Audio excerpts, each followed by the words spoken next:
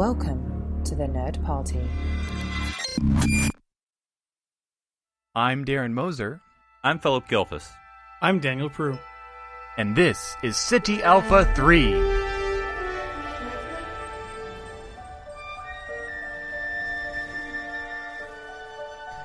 Hello and welcome to City Alpha 3, a Star Trek podcast here on the Nerd Party Network. I'm Darren Moser, joined again by my strandees beneath the planetary defense shield.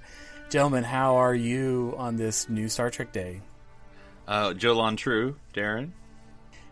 I mean, you can say that, Philip, but don't say it to Daniel. He's sitting in the Romulans only part of our camp. Yeah, I think it's weird that we have that section. I mean, it's just the three of us. Daniel, if you want alone time, you just have to ask. Well, I'm just saying. I made a sign and everything. If you throw it on the ground, it's pretty disrespectful. It's nice that it's printed in, human standard as opposed to Romulan, like all the other people who are there. I just assumed the TARDIS was translating it for us. Oh, yes. If you can read it, then you would know that you're not supposed to be there. That's true. Maybe that makes more sense. If you can already understand this, you're already in the wrong place.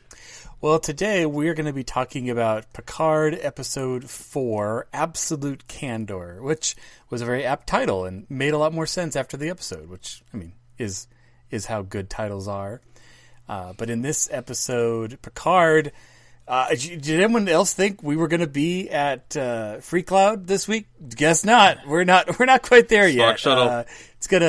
Spock Shuttle is continuing on, and we're not there yet. But I'm pretty sure next week we'll be making it. But no, we're going back to the planet Vashti, and we start with another flashback. But it's not the destruction of Mars this time, so they're shifting it up.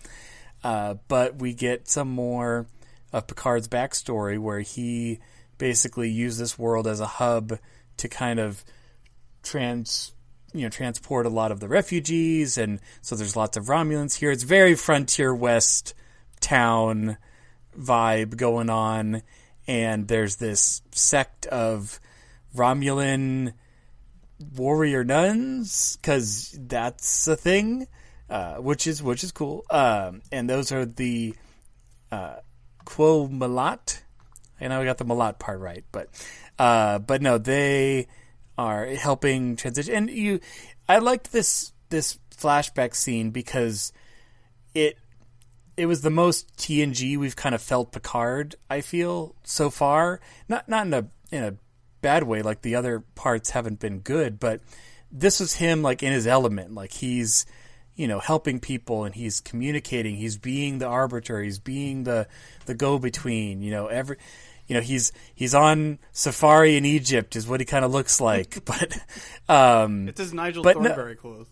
It does. But it was really, really nice just seeing him interact with these people. They obviously have respect for him, and later we'll see the contrast of that.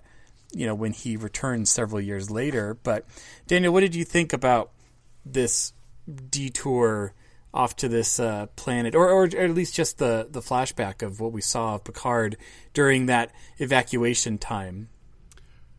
It was good. I liked it. It was funny. I laughed at the part when they were talking about how Picard doesn't like kids.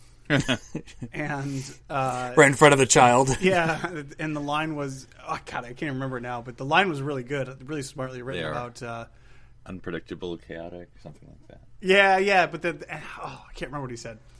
He says something, or she says something about not having the children and blah blah blah blah. And me and my girlfriend look at each other and we're like, yeah, that sounds about right. Yeah. He dislikes displays of emotion, and he's not overtly fond of children. Yeah. Don't make the Admiral uncomfortable. It was good to see.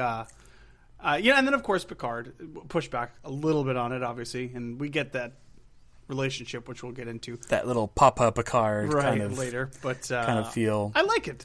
I'm curious why this planet seems pretty nice. It's got a real big tree in the background, like giant, like a tree of life kind of tree, and I'm wondering why this couldn't be like a new Romulus, maybe, but maybe there's something wrong with it. I don't know. Maybe it's small or something. Maybe it's just not big enough. It doesn't have a twin planet. Seem pretty happy. We haven't talked How about the can- Remans at all. So How can we subjugate our twin planet if there's no twin planet, Daniel? That's a fair point. But Philip, what did you think of this new planet, this new culture that we were exposed Well, when the to? episode started, I thought I had accidentally put on Firefly. We were starting in the studio. It did have a very Firefly vibe, yes. But yeah, as you said, and I was thinking about this, and I mean this question in universe. I don't mean it like I'm complaining about the writing or the acting. In universe, I thought JL, as we're calling him, right, was acting a little bit out of character with Eldon, excuse me. Elnor. Which, I mean, like I said, in universe, so because he seemed very comfortable with him. And, I mean, I know in some ways that obviously the bond he's created, or he's trying to create, with the Romulan refugees, sort of reminiscent of Ben and the Bajorans, with the bond he created with that people. True. And culture. And I feel like Picard has sort of opened himself up to this mission wholeheartedly, and so he's really trying to get involved, and so that reaching out to this boy I think is interesting. Of course, I mean, and again, I'm going to read too deep into it. So his mission is to get these people where they're supposed to be, and there's this kid who he can't get yet. My mission is to get this kid somewhere. Now this is the temporary place for now, and so I feel kind of bad about it because I haven't done my mission. I mean, even though he's like a person, and so I guess he's. And then also his state of mind, and again, you have to read a lot into it, and that's where I'm going. Because this is, of course, post. This isn't mid TNG Picard. This is several movies later. It's been some time. Renee's dead, and all these things that have happened, and so I'm sure he's not as hardcore about his children's stance as he may have been in years past. No, I was thinking that as well, where the events that we've seen him gone through, whether it be with his assistant in charge of radishes and just, all the experiences he's had so far, I think they've slowly curbed that sharp edge against children. I mean, not to the full extent, but, because it's obviously still a thing. But I didn't feel like it was weird that Picard had this attachment to this boy. That seemed natural, especially as they, connect over sword fighting and other things, and he seemed like a delightful little boy, very inquisitive. And then as the flashback ends, it ends with him receiving a communique that what do you mean synths have attacked Mars? Dun dun dun. Which and again, this is not necessary, I suppose, but so the way they presented this timeline, and presumably he's, I don't know where this planet is, but presumably not near Earth or the Sol system, but probably closer to Romulus. But in Children of Mars, it's almost like instantaneous. And then we get Admiral Picard's quote on the Chiron of, space CNN, that, man, this is really bad what happened. And so it was like, how fast did that quote get there? Oh, that's true. So, well, that's a short trek. It's loose cannon at best. Are you saying that there's not eggs in the NCC 1701 for the entire voyage of that Okay, we'll talk about it. Yeah, so then we're back to present time, I guess the main story, and we're on our it was like La Sierra, and what did that stand for again, Daniel? Oh, Siren. Siren. The Siren, okay. That's way easier to say. But so we're on the Siren. We get a little more interplay of our characters, and we're reading, tragic sense of life. Apparently, we're really Is that a real book? Depressed. That's a good question. I was wondering that as also, well. was that the same book he was reading before? Because he just started it in this episode. He must be either rereading it or... Because I'm like, dude, start in the middle, actor. Don't just start in the... Yeah, I'm not sure if it was a real book. But yeah, it's... So we're going along, and then we get to Picard in his study. He's not back on Earth. Got you guys. He's actually on the holodeck. And we have the emergency hospitality hologram. We have lots of different holograms. I love that this is such a stupid idea, but it's not, and I love it. And I'm on board it's so for whatever. Fun. Whatever, it's emergency blank hologram. I hope they keep this up for so long. It's awesome. I want an episode where, like, they all sit together around a round table. There's like 12 of them. and and they're all dressed differently, and it's like, here's the emergency tactical hologram and the emergency hospitality hologram, but he's serving the others like drinks and stuff. Their and, clothes get torn. Keep There's it the going. emergency tailor hologram. Keep it going. Keep it going.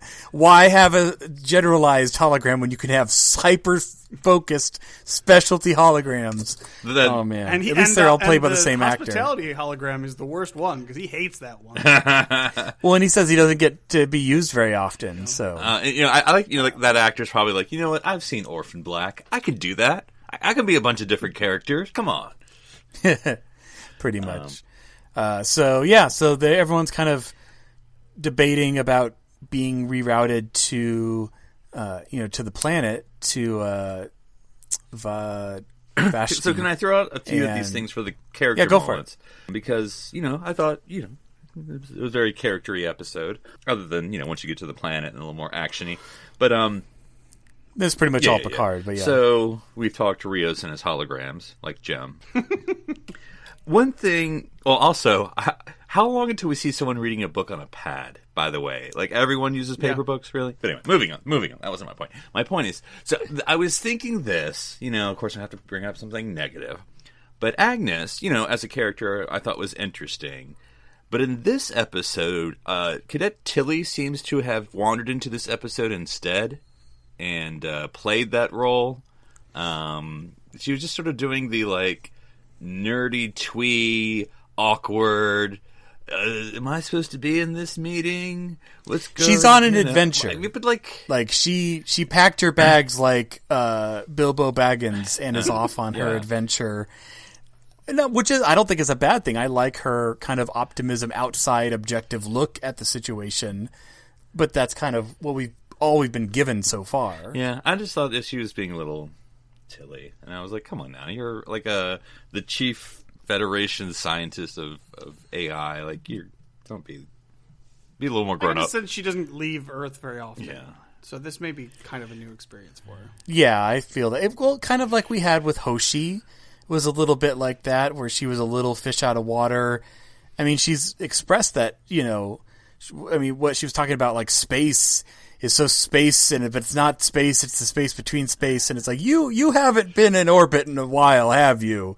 Like, you can tell, but it's nice that that's something different in the character as opposed to space travel's just another day at the office. It's a little something. There's some wonder with her, which is kind of nice. And I also love, and it kind of happened during the staff meeting in the chateau, but I've come throughout the episode of how much JL is aware, obviously, that he's not the captain, but he has to fight the urges. But he's pretty much the captain. I know. She's like, oh, what, did he just say, set course, and you just did it? He's like, I assumed he knew what was going on. Yeah, she knew the risks, yeah. Everyone's like, well, again, it's former Admiral Picard, of course everyone's going to kind of defer to him. And we get a hint drop on a bunch of raiders and smuggler warlords with an old 23rd century bird of prey. Wonderful to see that in this episode. Don't know, guys. Yeah.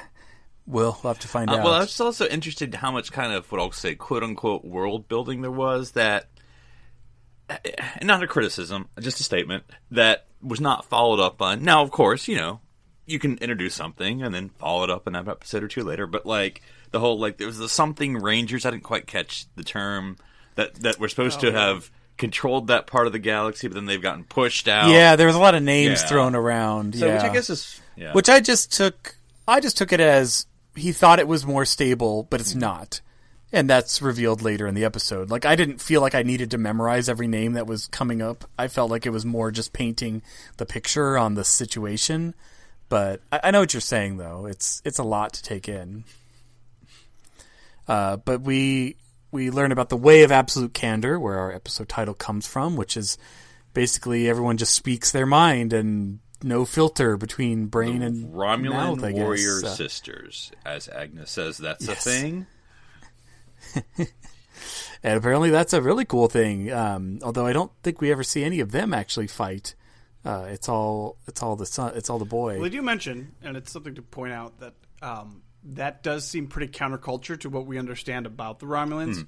But I guess this does seem to be like some tiny sect or like outsider group. They were already here. This is not Romulus. This is away from the heart of the Empire. Right, but I get this. I get the understanding that this group has existed before. This is not something that they've done new. But no, that's true. But it's just like something that you wouldn't expect Romulans to do, and they point that on the episode when they're like, it's from their brain to their mouth. They say exactly what they're thinking. There's no filter, which is very anti-Romulans. Yeah, unlike most of Romulans. So that's interesting. Well, and I think this whole mission of it makes me think like on Earth. It would be like the nuns, or Catholic nuns, or it would be like who would be the most responsible for this mission of mercy of whereas standard Romulan culture has been which we can talk to about the rest of this episode, but like we don't want your help, we don't need your help, we can do it on our own. There's not a problem. There is no global warming. I mean, exploding supernova. It's all that stuff. So Picard beams down, but it is not the wayward Western town he remembers. It's a little harsher. He's like, Jorlon True, and it's like, you sound like such a foreigner right now. The Romulan stops playing the organ in the saloon. Contact. Yeah, pretty much. And then we meet grown-up Elnor, and he's there.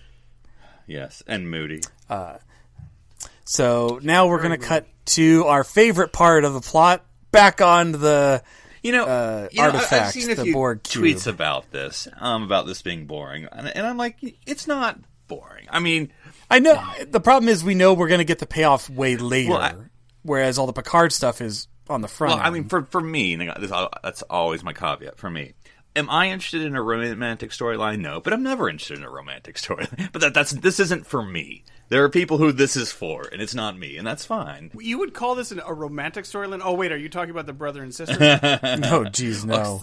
Yeah. No. I would not classify this as a romantic storyline. Mm-hmm. I mean, even like, because it's not romantic. I mean, he doesn't like her. Well, the good-looking people storyline. But does he? No. I mean, maybe they'll go down that road for like an episode, but it's not the core of what's going on. Hey, I will say this, and I'll give the writers credit for having a little bit of restraint, because when he comes over and he's like, I'm going to teach you a Borg, what does he say, a Borg ritual? Custom or ritual? Ritual, yeah. I was like, you better not do something really stupid with the Borg right now. Unfortunately, they don't. And they're just silly. It's just sliding with socks on down the tunnel. I was thinking, hopefully they have socks in it. You don't want to take your, that barefoot on a Borg cube. That's how the nanoprobes get shower shoe situation there.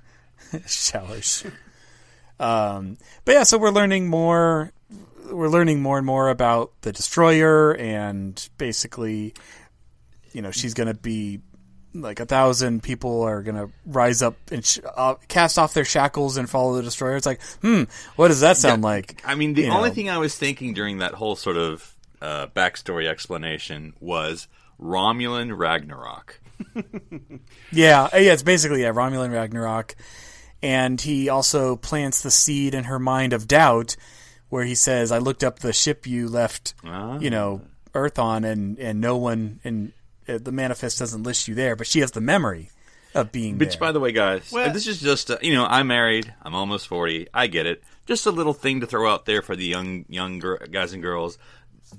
Probably not during a makeout session. Would that be an appropriate time to question? Before or after? Not during. It did feel Romulan, though. It did feel very like almost. It's like, when she's vulnerable, drop this truth bomb and make her doubt herself. Almost Romulan flirty, like you kind of call out a lie, sort of a thing. I thought that was actually more flirtatious than a lot of the stuff that they did, even more so than the slip and slide, scooting around on the socks. Here's my problem, right? The story so far that we understand it, I'm on board with it. I think like the stakes are appropriate, like all the Romulan stuff and the Borg stuff, and we don't know where it's going to go. But every time they hit me with this stupid destroyer of all life in the sentient universe, I'm just like, my eyes glaze over. I'm like, this is so dumb. Why do they have to do this? Why does it's always got to be the end of the entire universe? It can't just be. You already had a supernova, guys. That's pretty pretty big. And they saw 7 signals of destroyers. And oh, jeez. It's not that bad, but it is still frustrating. Well, but I will say, I will grant you, the sister character is terrible. Is terrible. Is terrible. Is terrible. Is because. Well, we're not supposed to like her. No. We're supposed to empathize slightly with literally the character is terrible. Like, I don't know what we're trying to do, writers. It's terrible. Because, A, she acts illogically. Now, of course characters aren't always supposed to act illogically because then, where's the fun, I suppose. But it has to make sense at some... Because, in other words, if I'm getting what she's saying, it's that, you know what... Narek, you're terrible. Why? If I was in your shoes, I'd just punch her in the face. And that's how you get the information. I'm like, yeah, and she would kill you. What are you doing? Well, and she's the failed one of the duo. Her plan failed so far, whereas his is not. Her plan was kill the boyfriend and grab the android and then question mark, profit? I mean, what are you...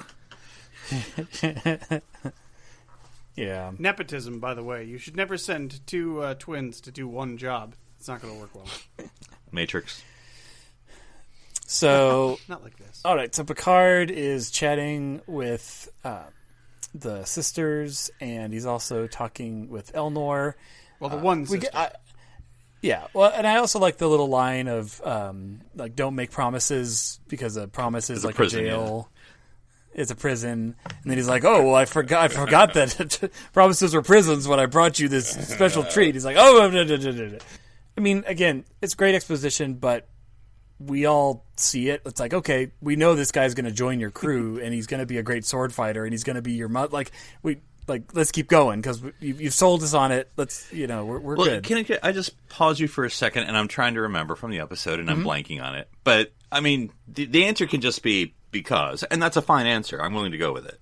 But what is Picard's reason for needing this character? I mean, not necessarily it's Elnor specifically, but I need my Worf. What's his? Well, yeah. He goes through that whole conversation. Yeah. I mean, twice really. He does it once with the lady, and then once with L. Ron Hubbard. He just needs a young, strong person. Basically, he needs a warrior class in his party, and that's it. And he's like, I'm older. I haven't. Okay, now we have to go through it. As young as I used to be. Who do we have? We have Rogue, right? Captain, maybe? Would that be kind of real? Captain's got to be Rogue. Yeah. You have the cleric of the scientist, right? Is that would that be? Yeah. What's Rizzo? I mean, I guess she would be, or she's also kind of a. I don't know. They don't really have a mage, do they? Not yet. No. Hey, could be 7. Oh, it's true. Okay, all right. But yeah, so he approaches him and formally asks him to join his cause. Talks about Data, talks about, you learn more about that he knew about Data, and, I'd heard stories about Spot, but at the end, Spot, he's like, that was nope. a great call out, yeah. Yeah, that's a good call out. So at the end, he's like, nope, you still left. Screw you, Dad. You're not my dad. Yeah, he leaves. So this is... And I get this is just because, like you were mentioning earlier, Darren, get to it. We know he's going to join the cause. This part felt rushed for me, which is fine. I actually it didn't bother me that much, but just the fact that he's all moody and he's like, this guy read you a book when you were like 6, man. He was there for a weekend. Why are you so miserable, Adam? Like, this is silly. Well, no, I got the impression that that was one of several visits Picard had. Okay, you saw him 4 times. But that was the last visit, right? Because after that, he's had no other male influence. Yeah. There's plenty of men Romulans there. Picard's ready to. Picard's ready to leave, but the Romulan ship, the old bird of whatever, is coming down. So we got to hurry. And then Picard decides to draw a line in the sand at that moment and start patronizing the watering hole. Literally and figuratively. And, I mean, again, he, I get what he's saying, but it's like, dude, you really don't have any place to say any of this right now. What was your guess of motivation? There, and I don't believe this, but I mean, he feels bad about what happened, obviously. I mean, for doing a sit-in. It almost seems like, which this is the only time in the world a white man has done a sit-in, but that's what it was. It seemed like if I was and I'm not. If I was more cynical, I would think like he was doing the long plan. Like I know Elnor's going to show up. I'm just going to put myself in trouble. And here, I don't think that's what it was. But there's a cynical part of me that thinks like that's the whole reason. But like, what do you think? Like, so he's, he hasn't gotten what he came for. He's very frustrated. He's about to leave, and what's he going to be like? You know what? Before I leave, I'm going to F some shit up. I mean, like, was that what's going through his? Yeah, pretty much. Yeah. I definitely don't think he was just betting that Elroy was going to save him. I think that his boy Elroy. I think that this was Elnor. I think this was his way of taking some responsibility. Kind of saying, I see how bad things are, and I'm not, I'm going to do what I can, because he obviously knows it's going to lead to confrontation, and it does. And I think, and everyone else has good points too, where they're like, we didn't really want anything, and you promised, and you didn't deliver. Yeah, and he's like, you're right. Yeah, I think he was just I think he was accepting the situation head on, regardless of what happened at that point. And I guess, which is a man of good character. I was frustrated. I thought it was very Picardian, though still at its heart, I do still going to think about why he did it. Like, what was the motivation? I mean, the end, the larger picture, I can get it, but like, anyway, but one thing again with, okay, I would think this way. He knows he's dying. That's true. He's probably not going to pass this way again. This is his only chance to say, I'm sorry. And that's really what he does. Like, he even kind of mentions by creating a spectacle when they're, well, it's not like these people are going to accept it if he just walks up and says, "Hey guys, I'm sorry." Cutting the head off doesn't help. And we get an interesting dialogue from the senator, from the ex-Romulan senator. Ish. I mean, to me, and again, this is my problem with illogical characters, and I go back all the way to like the admiral in the second or third episode. So the senator, it says, we believed you, blah, blah, blah. And that's great. And then what does he say? Something like, oh, we should have, not listened to you, and we should have realized that we could have done it ourselves. And I'm like, that wouldn't have worked out for you. You'd be dead. I mean, there's no rationality. Right. You can't, yes, everything didn't go as planned, but it doesn't mean they shouldn't have attempted to try to solve it. It would have been, and again, it's a short scene, so I get you can't go this in depth. Because if we're going to use a more familiar thing of this, America first, right? I'm not going to go too much into this, but as a metaphor, America first. But it's because wearing a "Make Romulus Great Again" hat. In as much as that, if you have a generation or two separated from there was this big sacrifice that people have done, and then generations later, it's like, you know what? We didn't need any help. We could have done it ourselves. We could use Germany. Right. But he's not even separated. He's and that's why it doesn't make any sense. Like, you could use, Germany in the early 20th century, where it's like, World War I, and screw Europe, or we'll do it ourselves, and blah, blah, and that's the rise of fascism. But, having the actual person who was there and saw it be like, we could have done it. I'm like, you were there. I think you couldn't have, but I don't know. Well, I think too that his anger is kind of justified in a way, because he sees, and he says that he sees Picard as an arbiter of the Federation, and Picard does come in, makes all these promises, and then the next thing they know, it's no longer happening. It's not Picard's fault, but he is the representation of the Federation who did let them down. And where was everyone else, though? I don't hear the Klingons doing any helping hands. I don't see the so. Well, Picard himself, though, but that's why he this was his project, this was his thing, and it failed for whatever reason.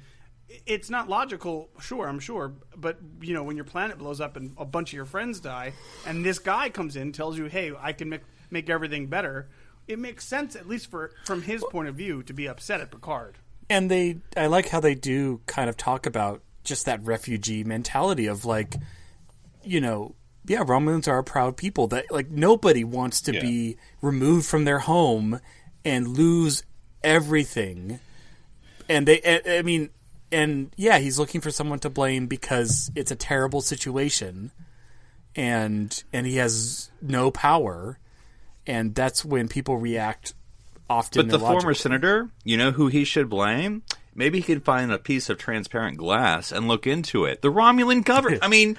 You learn that the super, you know, it's coming, and I know the Romulan government. I mean, it's in the comics, but I think we can all know they did nothing about it. They kept it secret. You know, that's who to, you know. So it's I get JL's guilt throughout this whole series, but you got to put away that, you know, lash or whatever against his back that he keeps hitting himself with, because at the end of the day, people do have to take responsibility for their own actions, as Spock would say. Yeah. I do think we learned in this episode, though, one thing that Picard regrets. And they called him on it, I think, twice. Yes. I think the senator does, and then the lady does, about just giving up. Like, yeah, when Starfleet just quit, you stopped. And he's like, yeah, I did. I could, like, even if I did one tiny ship at a time, whatever, he just gave up and just went home. Yeah. And I think he has to live with that. I think he feels guilty about that. The enemy, was it the good is the enemy of the perfect, or whatever that saying is? Yeah, exactly. Perfect. Yep. Oh, is the yeah. enemy of the good. Yeah. So the Romulan challenges him to a sword fight, and he doesn't want to fight. Again, I feel like they played the scene very well. Like, it could have easily been written poorly, but I feel like Picard, you know, wasn't just jumping on the other guy's sword and just killing himself, but he also was like, I don't want to fight you. Like, he does, you know, I don't want to, like, that's not why I'm here. That's not my intent. And then, of course, you know, Elnor comes through, and he's like, make a good choice, brother. It's like, did make a good choice. And then he cuts his, Elnor cuts his head off, and he be dead. So, and then we get Picard and him back up to the ship as we're about to fight the mystery. I do like that, and you know, it had to have happened season 1 TNG, just off screen. We never saw it. The same conversation with Worf. Like, basically, Elnor got the Worf promise of, I'll tell you when to beat someone up. You don't beat someone up. I'll tell you when to beat someone up. I did. That was a very good righteous indignation Picard. That felt very TNG. Right. Yeah, where he's like, dude, you like can't just be killing people. It's like, it's basically Terminator 2, where he's like, put the gun down. It's like, don't kill people. Only if I tell you to. I mean, that's basically what he does. Also, what do you all think? Because I know I was going to say the episode addressed it, but in a way it didn't. The whole concept, because we think about it as kind of cool, the whole Elnor with the sword. But is it? Yeah. You know, and I know at the end where you have like, well, your sword can't do this disruptor, and then they just beam out, and I'm like, that's going to be a thing. That's going to be a thing. We're in the 25th century. Yeah. I don't know how else swords are in the age of disruptors, transporters, phasers, rifles. So I'm very of two minds of this, and I've thought a lot about it. I know Klingons, but I was going to say that don't bring a sword to a disruptor fight. Basically, is what you're saying.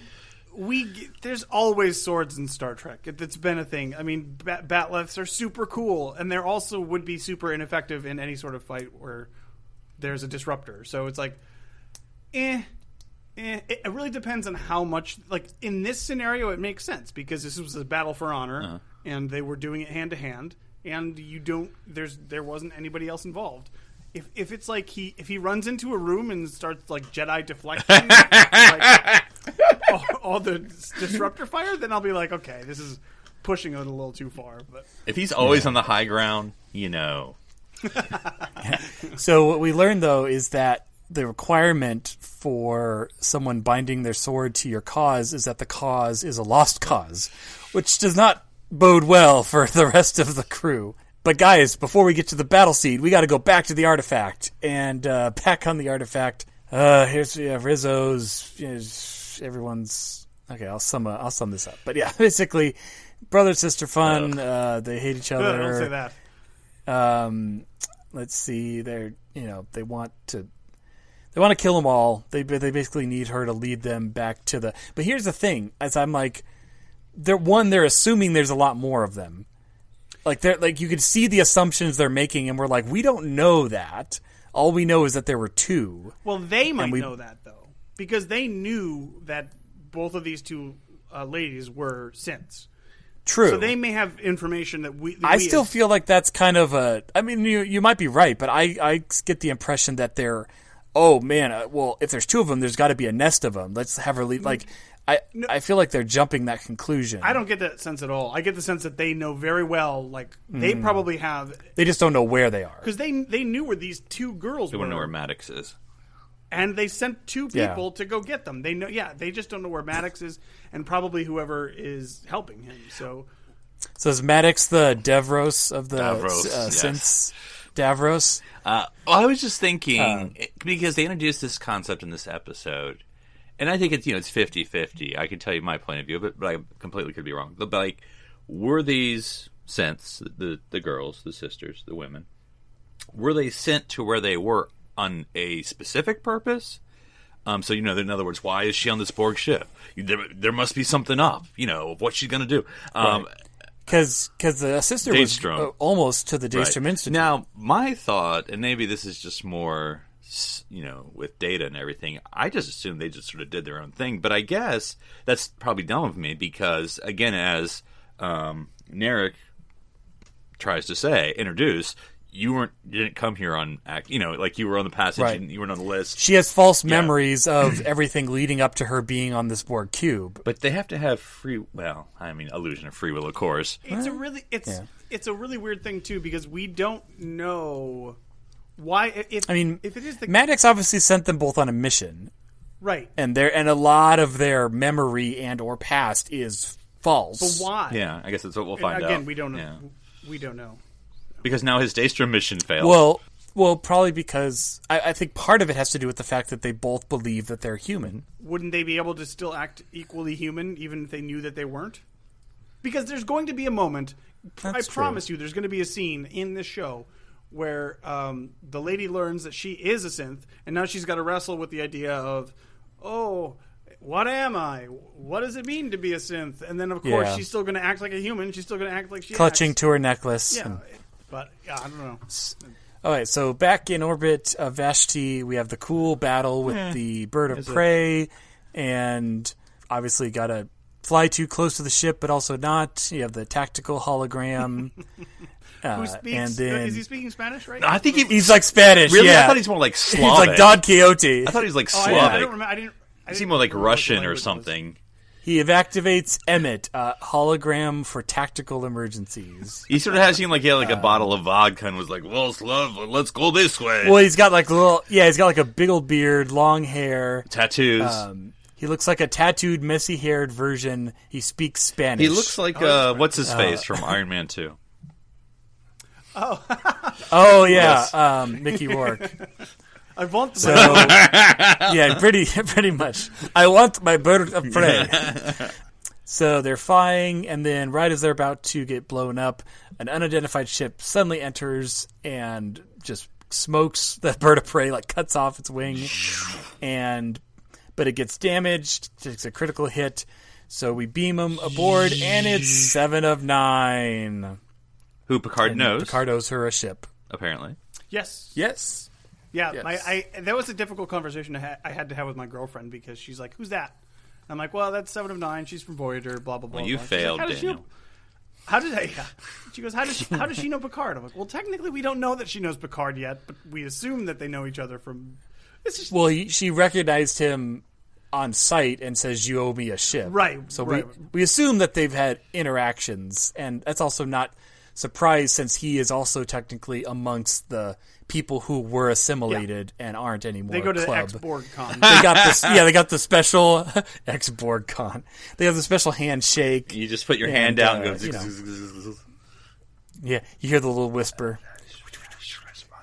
So yeah, it's 7 of 9, and he owes her a ship, and then she collapses. That's on how the characters deck. Enter dramatically. Are all our crew together? Do we have everybody? I feel like we have everybody. Maybe too many for now. This adventure. So, and we did get a little teaser, obviously, for next episode on Free Cloud, where apparently you have to dress up like you're going on a bad holodeck program. It's going to be terrible, guys. It's going to be terrible. It's going to be fun. It's going to be fun. I think it looks great, and I hope it's going to be fun because you know what? They're taking a staple of TNG. And they're using. I was so worried we were going to miss out on this kind of stuff when they did this. Like where they dress up and go on the holodeck or something like awesome. that. Yeah, this is going to be cool. Stardust City Rag. I'm pretty sure that's the episode where they go to Free Cloud, guys. Just pretty sure. It's going to be great. I did have a question that I didn't think I understood, because it seemed like, and who was this? Was this Rios or Picard?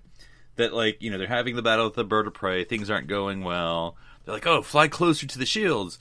And they were going to, like, dive into the shields. And I was like, I think, like, they have a plan, but I'm not sure what it is. But I'm sure it'll be cool. Well, my thought was if you get close... The problem is they were, like, a certain distance away from the shield where the shield defense was shooting at them, but not the bird of prey.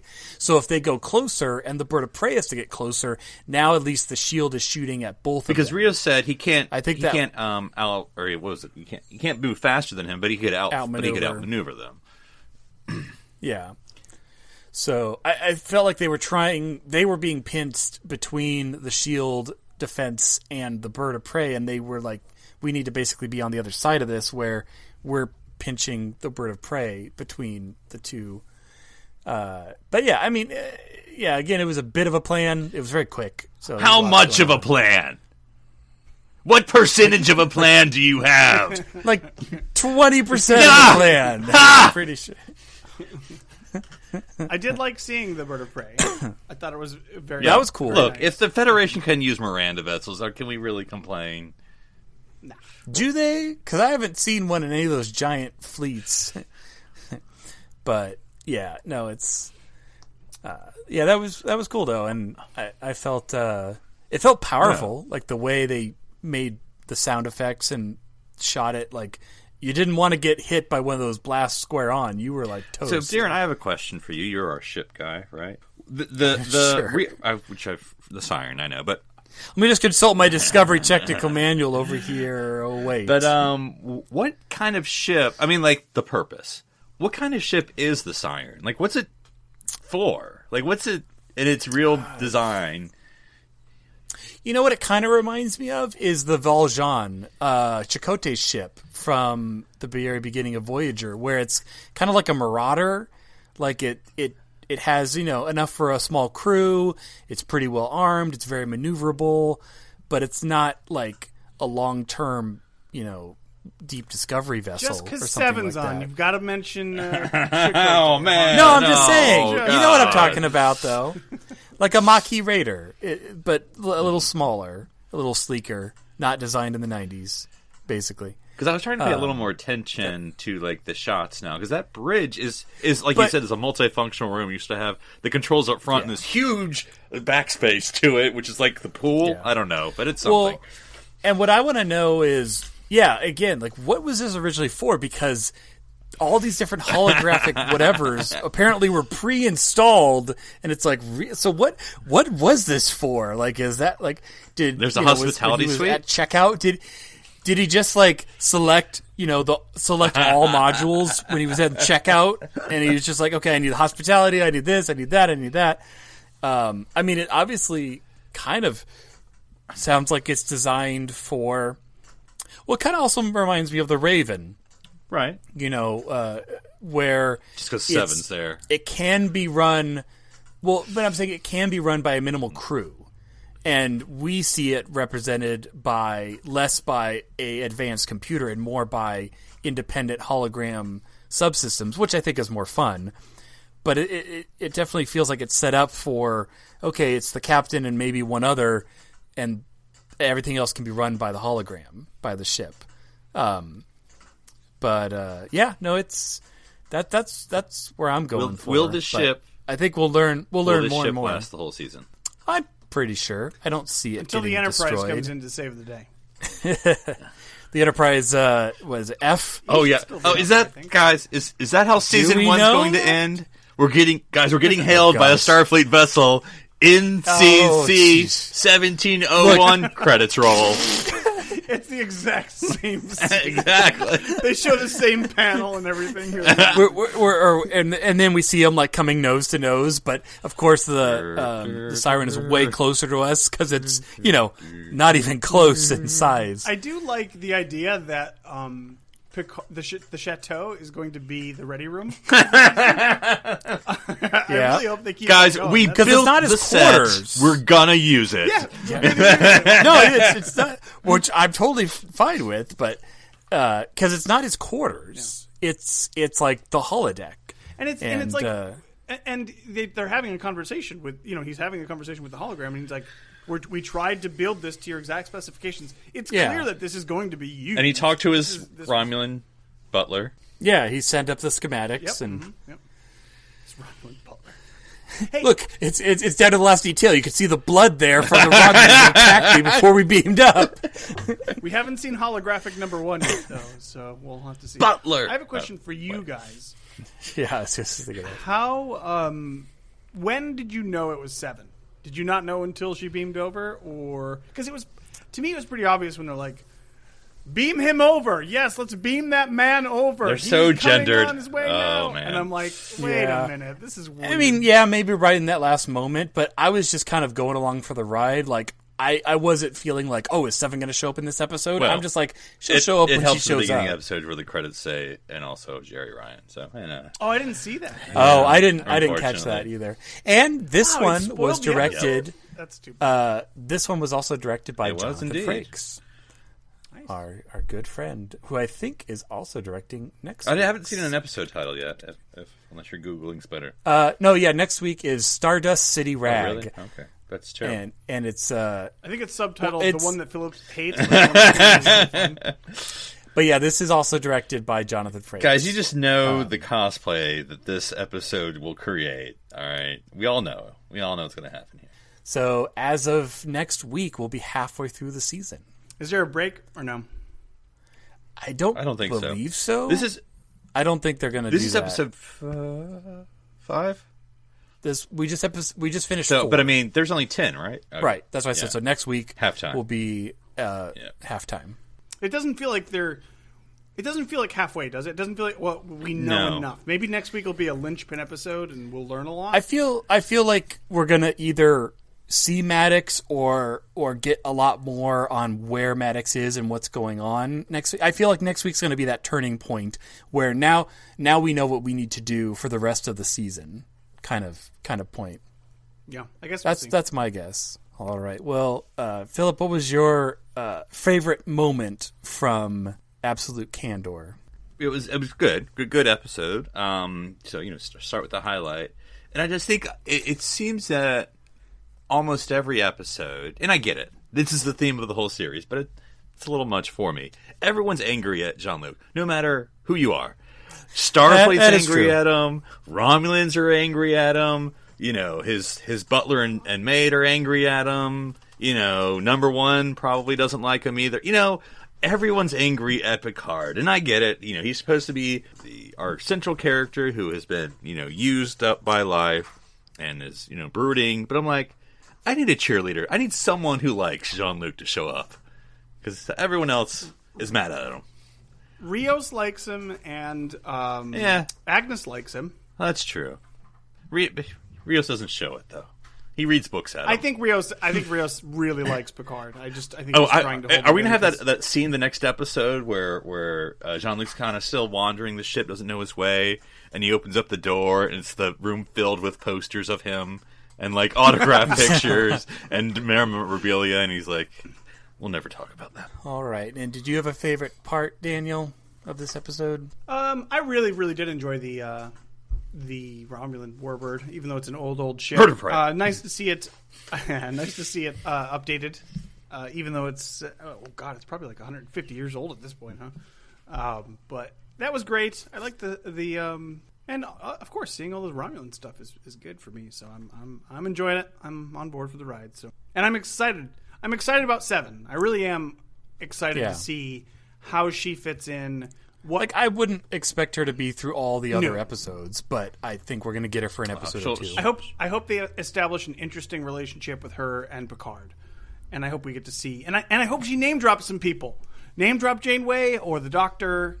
Oh yeah, something. Drop those names. I want to hear it. Well, my husband should go to. He's home with the kids. It could happen. Well, one character moment that they have left hanging, which is fine, you don't have to show everything, but that I thought or hoped Agnes would have followed up on. I mean, obviously Rios has something that happened. That's why he's reading, depressing existential literature, and so Instead of being like well, that killed the conversation, it could have been like, oh, what happened? And no. I mean, they don't know each other that well. She has time if you to kill. Walked up, yeah, I guess. I wouldn't. I don't blame her for trying to avoid that subject. And just doing that killed the conversation. I would have. I wouldn't have been like, so tell me, what happened in your life that makes you feel so meaningless? No thanks. And the holograms, what's the deal with that? No one's going to ask? All right. Well, Philip, if someone wanted to find you and talk to you about why Stardust City Rag is going to be the best episode ever, where will they it's find my you? favorite band from the 70s, but they can find me on Twitter at NC Public Servant. And Daniel, if someone wanted to talk to you about what other old 150-year-old starship should be showing up in Picard, where would they find you? They can find me on Twitter. That's at One Up Down, the number one, not the word, as in any of these old Romulan ships. Come on. Oh, well, there's lots of other stuff you could do, The too. Botany Bay. Oh, no. How be cool would it be if we had like the old Romulan warbirds like we saw, or whatever they're called, like we saw in this episode, but then like their base was an old like warbird, like the next gen era, like the big old behemoth. That'd be kind of cool. And if someone wanted to talk to me about why swords are never going to beat your blaster, they can find me at Twitter, Instagram under username Dr. Sci-Fi, DRSCIFI. I'm Darren Moser. I'm Philip Gilfus. I'm Daniel LaPrue. Stranded here under the planetary defense shield on City Alpha 3.